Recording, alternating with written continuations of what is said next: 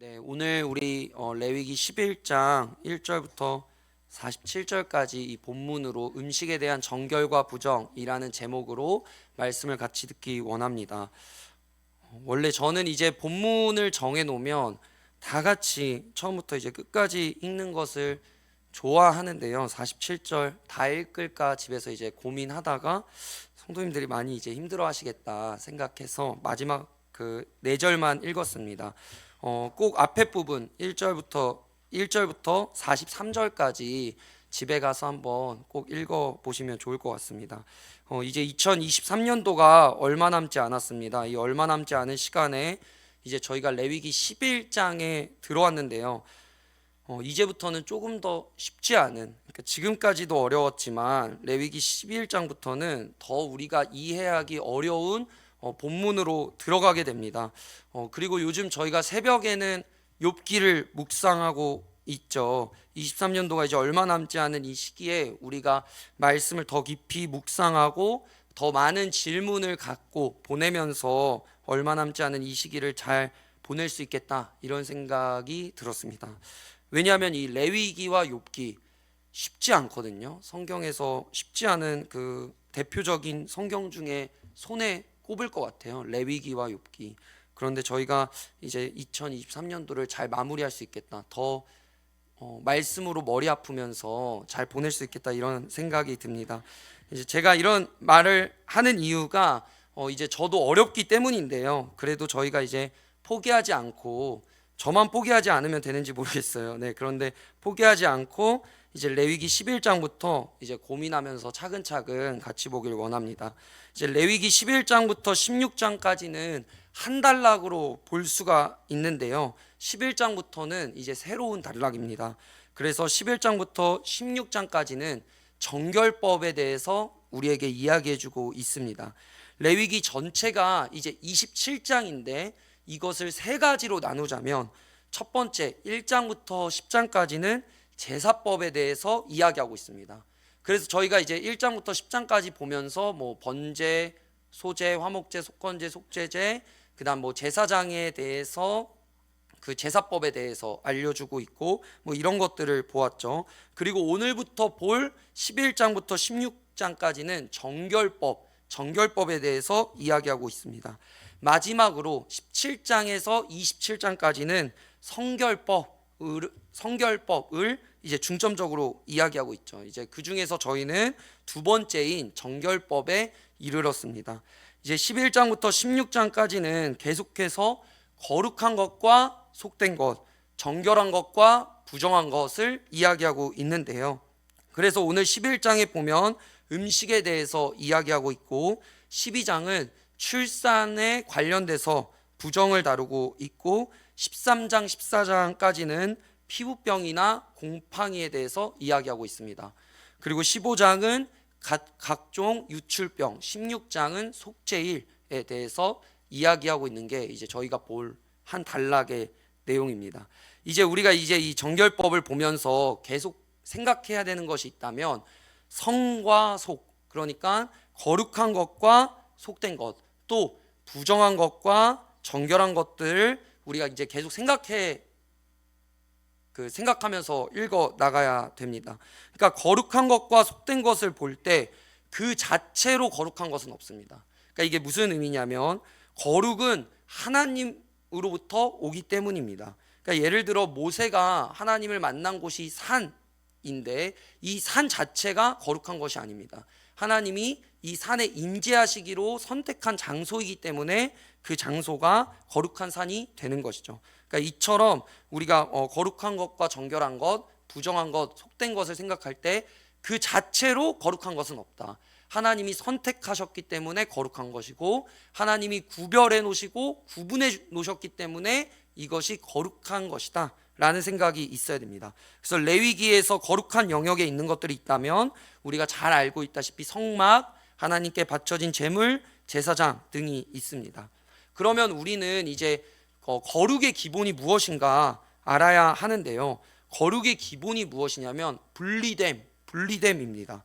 그러니까 하나님은 자신의 백성들을 우선 분별하여서 분리시키십니다. 그리고 하나님께 바쳐진 제물도 그냥 재물이 아니라 구별하여서 드린 것이죠. 그러니까 분별하여서 분리시켜서 드린 것이 재물입니다. 그래서 그것이 거룩한 재물이 되는 것이죠. 그러니까 이렇게 거룩이 있다면 제가 말씀드렸다시피 정결이라는 단어가 있는데요. 정결은 지금 우리가 이해하기 쉬운 말로는 정상이라는 의미와 가장 비슷한 말입니다. 그러니까 정상적인 상태다라는 뜻이죠. 그리고 부정은 그럼 반대로 무엇일까요? 비정상적인 상태다라고 이야기할 수 있습니다.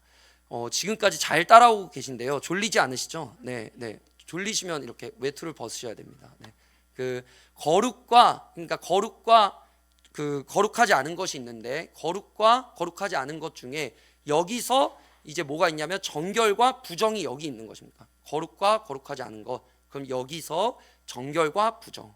그러니까 우린 쉽게 얘기하면 거룩, 정결, 부정 이렇게 있다. 이렇게 생각할 수 있는 것이죠. 그러니까 하나님께 거룩한 것, 그다음 정상적인 상태인 정결, 그다음에 부정한 상태인 부정 이렇게 있다고 생각하면 좋습니다.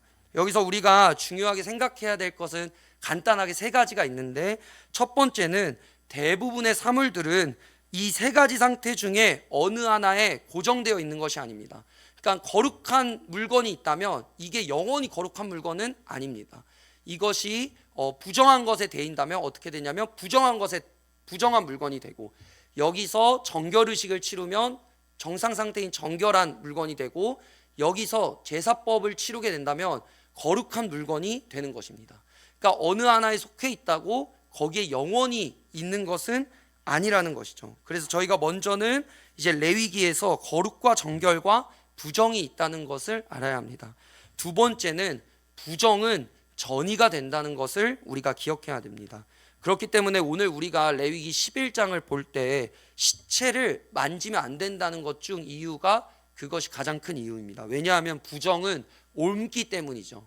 부정이 옮습니다. 전이가 됩니다. 그래서 늘 조심해야 된다라고 말씀하고 있습니다. 그래서 하나님의 백성들은 부정의 영향을 받지 않도록 늘 조심해야 된다라고 말씀하고 계십니다. 그럼 마지막으로 세 번째는 거룩은 하나님이 정해놓으신 방법으로만 거룩해질 수 있다는 것을 우리가 기억해야 합니다. 아무렇게나 할 수 있는 것이 거룩이 아니고 깨끗하게 청소만 잘 해놓는다고 거룩한 것이 아닙니다. 우리는 쉽게 거룩이면 뭐냐? 깨끗한 것이다 생각할 수 있는데 깨끗하다고만 해서 거룩한 것이 아닙니다. 거룩에 이룰 수 있는 방법은 하나님이 정해주신 방법, 하나님이 알려주시는 방법으로만 거룩해질 수 있다. 이제 우리가 이런 세 가지의 기본적인 것들을 기억하면서 정결법을 봐야 조금 더 이해가 편하고 말씀을 집중해 볼 수가 있습니다. 여기까지 잘 오셨습니다. 네, 이제 말씀을 볼 건데요. 네, 이런 생각을 가지고 이제 오늘 말씀을 볼 텐데요. 인간의 3대 욕구가 있다고 합니다. 무엇일까요? 네, 잘 아시죠? 식욕, 성욕, 수면욕이라고 합니다. 이 세 가지 욕구는 우리에게 있어서 큰 비중을 차지하고 우리가 살아가는데 떼어낼 수 없는 것들입니다. 그 중에서 식욕은 우리에게 큰 주제 중 하나입니다. 음식은 우리에게 최대 관심사죠. 오늘도 저도 그랬지만 점심에는 무엇을 먹을지 회의를 해야 됩니다.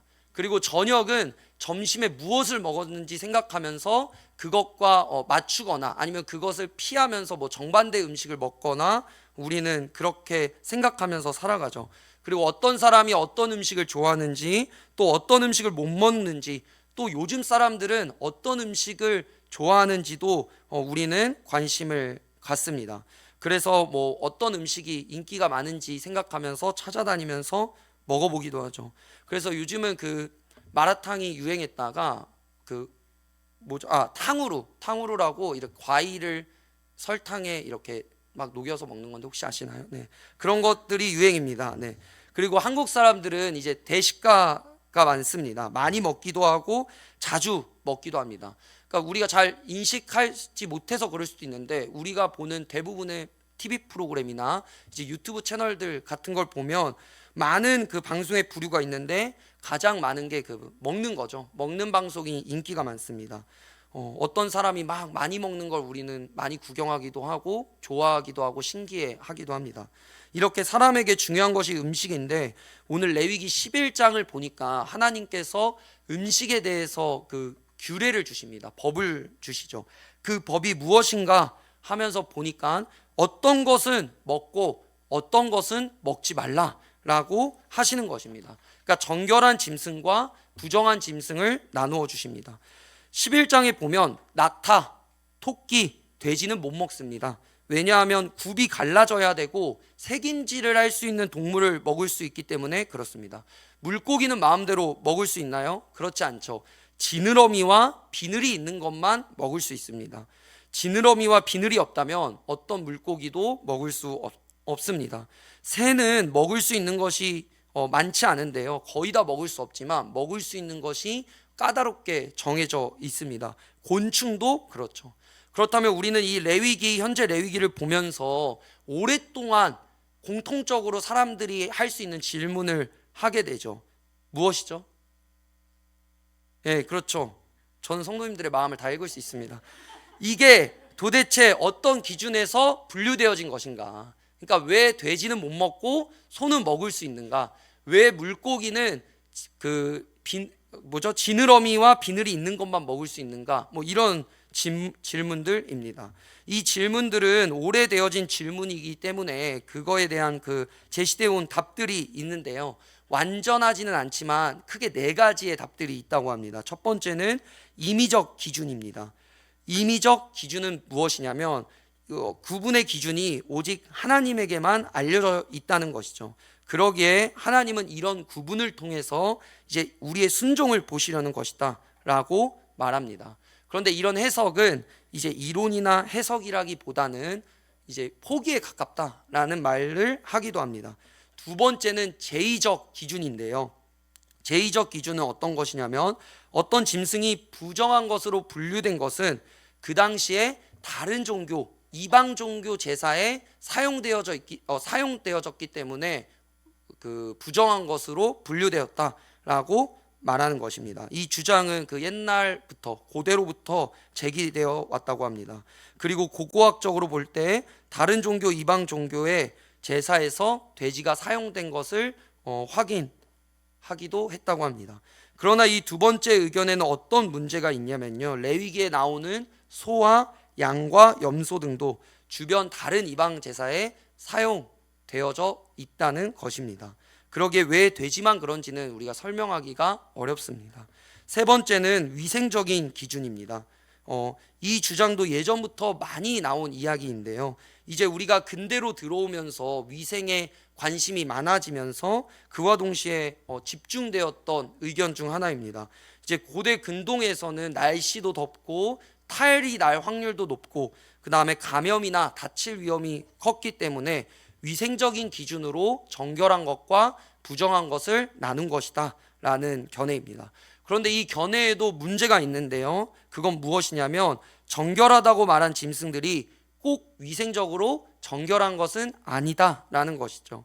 그러니까 음식법을 위생적 기준으로 해석하는 분들은 돼지가 지저분하다는 지적을 많이 하는데 실제로는 소의 기생충들이 돼지보다 더 위험할 수 있다는 것을 말하기도 합니다.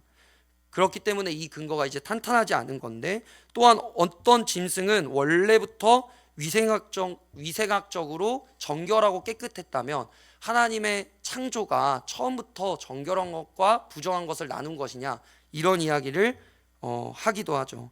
그리고 또 하나는 무엇이 있냐면 건강과 위생이 음식법의 핵심이라면 왜 식물의 경우에는 이런 걸 말씀해 주시지 않았냐, 뭐 이런 말도 있습니다. 왜냐하면 저희가 음식을 먹을 때 고기만 먹는 게 아니라 식물을 먹는 그 비율이 더 큰데 왜 식물에는 이런 규례를 주시지 않았냐, 이런 말을 하기도 합니다. 그렇다면 우리가 마지막 네 번째로는 이제 상징적 해석이다라고 말하기도 하는데요. 이 해석도 정통적으로 오래된 해석입니다. 무엇이냐면 정결한 짐승들은 하나님의 의로운 백성으로 의미하고 부정한 짐승들은 죄인의 상징적인 예시로 이해하는 것입니다.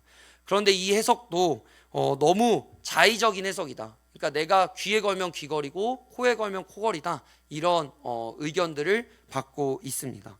그렇다면 우리는 지금 이 동물들을 다 먹을 수 있는데요. 위생적으로 뭐 먹지 않은 동물도 있지만 다 먹을 수 있는데, 지금 우리에게 이 레위기 11장의 음식법은 무엇을 말하고 있는가? 저희는 또 고민해야겠죠. 그러니까 모든 것이 허용되는데 한 가지 행동은 못하는 것. 그러니까 먹는 것은 창세기부터 시작되지 않습니까? 그러니까 모든 것은 허용되는데 한 가지 안 되는 것, 선악을 알게 하는 나무의 열매를 먹지 마라. 그러니까 모든 것은 다 먹어도 되지만 한 가지는 먹지 마라 하신 이유가 무엇일까요?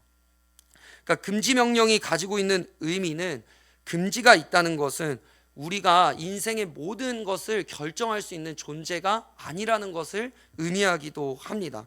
그러니까 일상 가운데에 하나님의 계심을 우리가 자각하는 것이죠. 그러니까 이스라엘 백성은 무엇을 먹을 때마다 이것이 정한 음식인가 정하지 않은 음식인가 고민했을 것이고, 하나님이 정해주신 규례와 율법을 보면서 이 율법이 누가 주신 것이고 이 율법을 우리가 왜 지켜야 하는지를 아마 되새겼을 것입니다. 하나님이 11장 1절부터 43절까지 막 이야기하시다가 45절부터는 이렇게 말씀하시는데요, 우리가 같이 한번 읽어보겠습니다. 45절 같이 읽겠습니다. 시작. 나는 너희의 하나님이 되려고 내가 거룩하니 너희도 거룩할지어다. 네, 간단합니다. 하나님은 우리의 하나님이 되시려고 우리를 구원하신 분입니다. 그렇기 때문에 신약에서 사도 바울도 예수님께서 우리를 위해 죽으신 이유는 단순히 죄로부터 해방을 넘어서 우리가 의와 거룩을 향해 나가게 하려는 목적이 있다라고 말하고 있습니다. 그래서 하나님의 백성은, 우리는 우리의 삶과 일상이 하나님의 거룩을 닮아가려고 노력해야 하는 것이죠. 이렇게 볼 때 레위기 11장의 음식법은 단순히 우리가 무엇을 먹을 것인가, 무엇을 먹지 말아야 할 것인가가 아니라 하나님의 백성이 하나님을 위해서 어떤 삶을 살아갈 것인가의 문제입니다. 그러니까 우리는 레위기를 보면서 형식과 동시에 의미를 막 파악하면서 고민하면서 읽어나가야 합니다. 왜냐하면 하나님께서 이 음식법을 주실 때도 분명히 하나님이 말씀하시는 바가 있었을 것인데, 사람들은 내가 무엇을 먹고 무엇을 먹지 말아야 하는지에만 집중하고 거기에만 몰두했기 때문에, 또 정결하지 않은 음식만 안 먹는다면 나는 거룩하다라고 생각했기 때문에 예수님이 이제 마태복음 15장 11절에 이런 말씀을 하시죠. 우리 같이 한번 읽도록 하겠습니다. 시작. 입으로 들어가는 것이 사람을 더럽게 하는 것이 아니라 입에서 나오는 그것이 사람을 더럽게 하는 것이니라. 또 마가복음 7장 15절 16절은 이렇게 말합니다. 제가 읽겠습니다.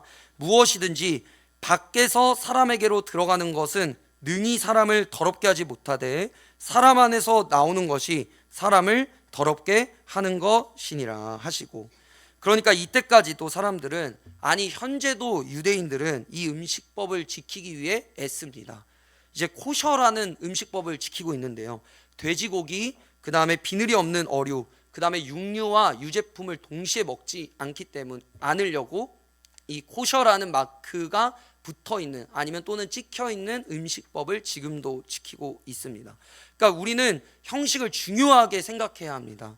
하지만 그 형식에 담긴 의미를 매번 깊게 묵상하지 않고 깊게 고민하지 않는다면 그 형식이 우리를 순식간에 사로잡아 버릴 것입니다. 그래서 처음 주신 목적과 다른 방향에 서 있게 되는 것을 우리는 깨달아 가게 될 것이죠. 그러니까 하나님을 닮아가라는 열망, 그러니까 음식은 우리 삶과 일상에서 빼놓을 수 없는 것이기에 그것들을 분류하고 그것들을 분별해서 먹을 때마다 내가 이것을 왜 분류해야 하는지, 그리고 내가 이걸 왜 분별해야 하는지를 우리가 그때마다 깊게 생각하지 않는다면, 묵상하지 않고 행한다면 나중에는 우리가 구분한 짐승을 먹었기 때문에 내가 거룩하다라고 말할 수 있게 된다는 것입니다. 그러기에 우리는 레위기 11장의 음식법을 보면서, 또 레위기 전체를 보면서, 지금은 우리가 제사를 지내지 않고 음식법을 지키지 않아도 되지만 이 형식과 규례를 넘어서 하나님은 우리에게 무엇을 원하고 계시는가, 나에게 무엇을 원하고 계시는가를 지금도 우리는 고민해야 하는 것입니다. 앞에서 나누었지만 거룩의 기본은 분리입니다.